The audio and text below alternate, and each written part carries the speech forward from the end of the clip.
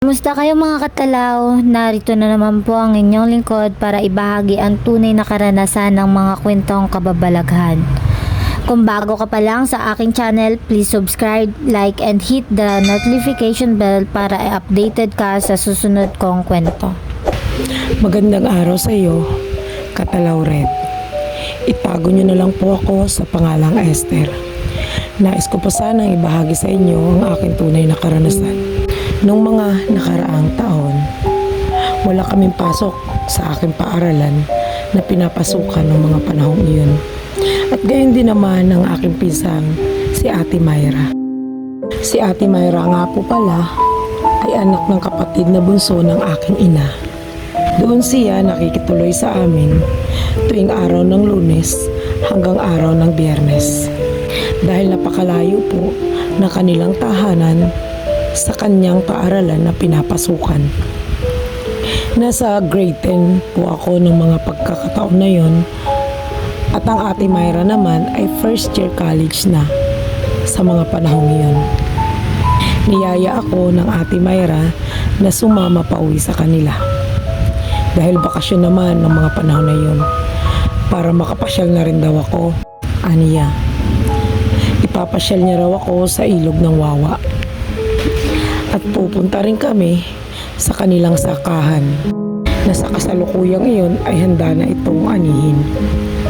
Pagkarinig ko naman ng pangalan ng nasabing ilog, ay para bang may naramdaman akong di may paliwanag. Siguro Katalaw Red, dahil sa mga picture na ipinakita sa akin ng Ate Myra, dahil napakaganda ng mga view sa paligid nito. Malalaking bundok na kulay berde dahil sa mga naglalakihang punong kahoy. Ang gandang pagmasdan ng mga ito, gayon din ang tubig na nasabing ilog. Kaya naman, nasabi ko sa Ate Myra ng mga oras na iyon na sana ate, balang araw makapunta ako dyan. Kaya naman Katalaw Red, sa pagnanais kong makarating sa nasabing ilog, ay agad akong nagpaalam sa aking ama at ina. At pumayag naman ng mga ito dahil naisip nila na wala akong makakasama sa aming tahanan tuwing araw. Dahil sa mga panahon na yon, parehas pong nagtatrabaho ang aking ama at ina. Habang bumibiyahe kami ng Ate Myra, ay ramdam ko ang pananabik. Sa wakas, makakarating na ako sa ilog ng Wawa. At inisip ko pa ng mga oras na iyon na kukunan ko ng larawan ng mga lugar at mga tanawin doon bilang souvenir ko na rin sa nasabing ilog. Nang makarating na kami ng Ate Myra sa kanilang tahanan, ay nakita ko ang aking tiyahin na bunsong kapatid ng aking ina at ang kanyang asawa na kagagaling lamang sa kanilang bukid. Nagmano naman agad ako sa mga ito. Takip silim na nang makarating kami ng mga oras na iyon. 3 oras ang aming biniyahe bago makarating sa bahay ng aking pinsan. Kinabukasan ay mag-aalas 6 pa lang ay sumama ako sa sakahan nila Ate Myra. Dahil ng mga araw na iyon ay aanihin na ang kanilang pananim na palay. May kaluwagan ang sakahan ng mga magulang ng Ate Myra. Isa ang kanilang pamilya na may malaking sakahan sa kanilang barangay. Kaya naman inabot kami ng hating gabi bago pa kami nakabalik sa kanilang bahay. 9:00 na ng umaga, Katalaw Red, nang nagising ako dahil siguro sa puyat ako ng mga gabing iyon. Paglabas ko ng kwarto namin ng Ate Myra, ay tinungo ko ang sala. Maya-maya pa ay, gising ka na pala Esther. Lika na dito at sabay-sabay na tayong mag-umagahan. Wika ng aking tiyahin. Habang kumakain kami, siya nga pala, nabanggit ng Ate Myra mo na gusto mo raw mamasyal sa ilog ng Wawa. Tanong ng aking tiyahin. Opo tita. Sabi po kasi ng Ate Myra ay ipapasyal niya po ako. Sagot ko naman. Pasasamahan ko kayo kay Monmon para kahit papano ay may makasama kayong dalawa. Huwag kayong pupunta sa malalim na parte ng ilog at mahirap na dahil may nangihigop sa parting iyon. Wika ng aking tiyahin. Katalaw Red, si Munmun nga po pala ay isang ulilang lubos na, kaya naman dito ito tumuloy sa kanila. Nang matapos na kaming kumain, ay agad namang kinausap ng aking tiyahin si Monmon para samahan kami ng Ate Mayra para mamasyal sa ilog. Habang naglalakad kami patungo sa nasabing ilog, ay di alintana ang init ng panahon ng mga oras na iyon. Tahimik lang si Monmon dahil tuwing tatanungin ng Ate Mayra ay tanging tango at iling lamang ang tugon nito. Ayon naman kay Ate Mayra, sadyang tahimik daw talaga ito at mabait.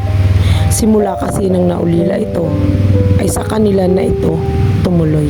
Nakalauna naman ay tumutulong na ito sa kanilang bukirin.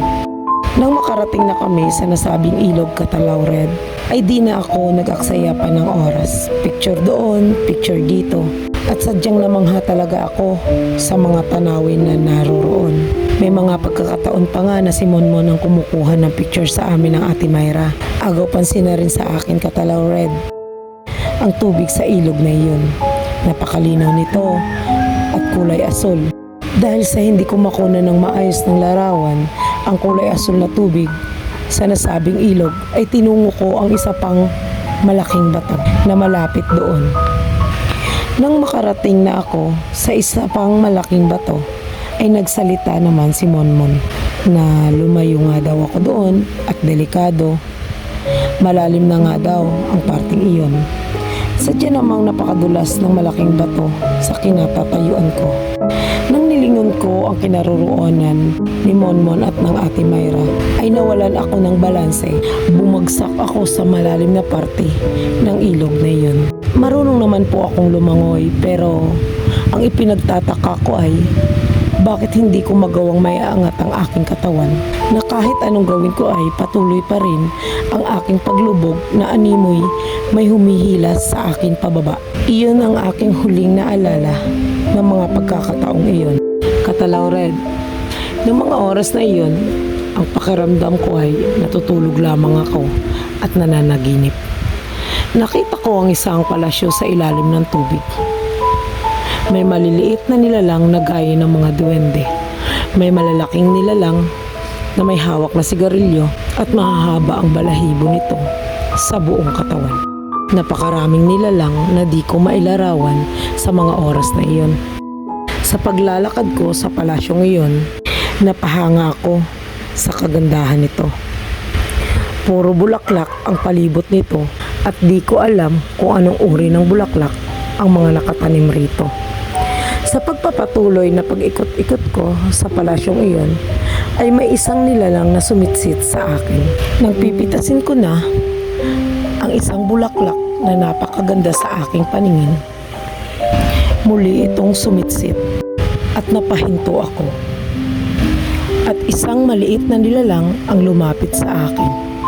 Aniya, huwag kang pipitas ng kahit na anong uri ng halaman at bulaklak sa lugar na ito. At kahit anong ialok sa iyong pagkain ay huwag kang kakain. Dahil pag ginawa mo iyon, ay di ka na makakalabas rito kailan paman. Wika ng maliit na nilalang sa akin. Sabay turo niya sa isang parte ng palasyo na iyon na puro rehas ang palibot nito. Nakikita mo ba sila? Mga bihag ang mga yan. Dahil ang iba sa kanila ay pumitas ng mga halaman at bulaklak at ang iba naman ay kumain ng pagkain inihain sa kanila. Pagkasabi niya ng mga katagang iyon, ay agad na niya akong nilisan. Mula sa aking kinatatayuan ay nakita ko ang ilan sa mga bihag ng nasabing palasyo. May batang lalaki, batang babae, at karamihan ay kadalagahan at kabinataan. Karamihan dito ay umiiyak at ang tanging sinasambit ay palayain sila. Maya-maya pa Katalaw Red, ay may lumapit sa akin na maliliit na nilalang at dinala ako sa loob ng palasyong iyon. Pagdating namin sa isang bahagi ng palasyo, ay may isang napakahabang mesa sa aking harapan na punong-puno ito ng mga pagkain. Iba-ibang putahe, kanin na kulay itim, at iba't ibang uri ng prutas. Ng mga oras na iyon, Katalaw Red, ay nakaramdam na ako ng gutom. Kumakalam na ang aking sikmura. Pero naalala ko ang sinabi sa akin ng isang maliit na nilalang. At ng mga pagkakataong iyon, ay isa rin siya sa mga maliliit na nilalang na nakaupo sa harapan ng mesang iyon. Maya-maya pa ay isa sa kanila ay lumapit sa kinaroroonan ko. Kumuha ito ng pagkain at inilagay sa aking plato. Nang tumanggi ako ay kinuha niya iyon at pilit na isinusubo sa akin. Pero pilit ko itong tinatanggihan. Maya-maya pa ay nagsalita ito. Sino ang sumuway sa pinag-uutos ko? Huwi ka nito sa mga maliliit na nilalang na nakaharap sa mesang iyon. Di nagtagal ay may lumapit dito at may ibinulong sa nagsasalita. Dakipin siya at ikulong. Ipataw ang parusa na naaayon sa kanyang pagkakasala. Sabay turo sa maliit na nilalang na nagbigay babala sa akin. Sa mga sumunod na nangyari, Katalaw Red, ay nagising ako sa inaakala kong ako'y nanaginip lamang. Sa pagmulat ng aking mga mata ay nasilayan ko ang aking ama at ina na umiiyak. Sina Monmon, Ate Mayra at ang kanyang mga magulang at ang isang matandang lalaki na may hawak na isang malaking dahon na siya namang tinatapik sa aking ulo habang nagsasalita ng Latin. Hinang-hina ako, Katalaw Red, ng mga oras na iyon nang matapos na ang paggagamot ng albularyo sa akin. Doon ko lamang napag-alaman na mariit nga raw ang ilog ng Wawa at halos taon-taon ay may kinukuha itong buhay.